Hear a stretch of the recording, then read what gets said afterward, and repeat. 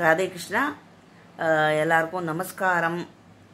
இன்னைக்கு மார்னிங் நான் இது போட்டிருக்கேன். அந்த குட் மார்னிங்னு போடுறதுல 2 இது கொடுத்துருக்கேன். ஒன்று என்னென்னா, அரளிப்பூ இருக்கு இல்லையா, அதை நல்லா அரைச்சி தலையில் தடவிண்டு கொஞ்சம் நேரம் ஊறி குளிச்சேன்னா பேன் தொல்லையெல்லாம் போகும் அப்படின்னு இதில் போட்டிருந்தது. அதுக்கப்புறம் இது நம்ம இன்னொரு நம்ம யூஸ்வலாக நம்ம அம்மா பண்ணுறது தான். அது ஒன்றும் பெரிய விஷயம் கிடையாது. நமக்கு சப்போஸ் எந்த சாதமும் சாப்பிட பிடிக்கல, ஒரு அன்னத்வேஷமாக இருக்குது, இல்லைன்னா சாப்பிட இன்ட்ரெஸ்ட் இல்லை, அதுக்கப்புறம் என்னவோ பண்ணுறது அந்த மாதிரி இருந்ததுன்னா முதல்ல கொஞ்சம் உப்பு, கடுகு,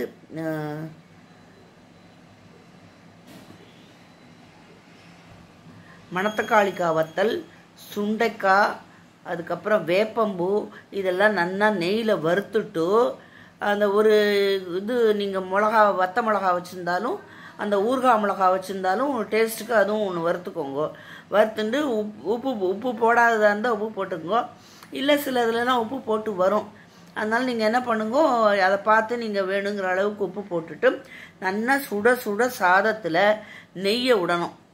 நல்லா நெய்யை விட்டு இதை ஒரு 4-5 வாய் பிசைஞ்சு சாப்பிட்டேன்னா எப்பேற்பட்டவாளுக்கும் அதுக்கப்புறம் சாப்பிட்றதுக்கு வயிறு கொஞ்சம் இதுவாகி சாப்பிட்றதுக்கு கொஞ்சம் நம்மளுக்கு பிடிக்கும். ஸோ அதை பார்த்துக்கோங்க. இது 2 தான் மார்னிங் சொல்லியிருந்தேன். அப்புறம் இப்போ நம்மளோட பிரேக்ஃபாஸ்ட் இட்லி உப்புமா.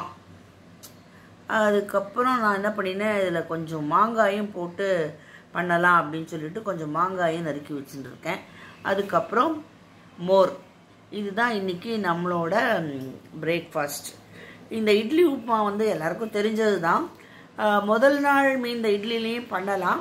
அப்படி இல்லைன்னா இன்றைக்கி இட்லி வச்சுட்டு போகல அப்படின்னா இன்றைக்கும் இட்லி வச்சுட்டு நீங்கள் என்ன பண்ணுங்க, முதல்ல இலுப்பச்சட்டியில் எண்ணெய், நீங்கள் எண்ணெய் யூஸ் பண்ணுவீங்களோ அந்த எண்ணெய், அப்புறம் கடுகு, உளுத்தம்பருப்பு, கடலைப்பருப்பு, மிளகா வத்தலும் போட்டுக்கலாம், பச்சை மிளகாயும் போட்டுக்கலாம், வேர்க்கடலை கொஞ்சம் போட்டுக்கலாம்.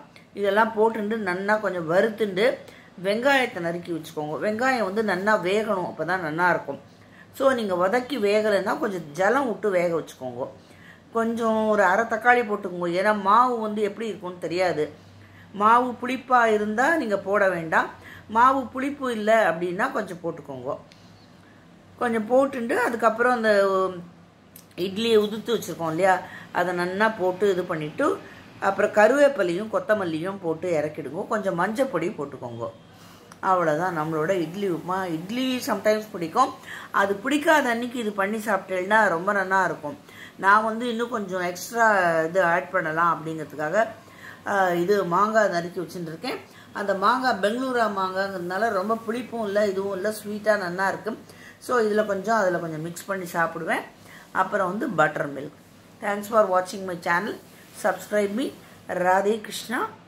எல்லாருக்கும் நமஸ்காரம். மீண்டும் சந்திப்போம், தொடரும்.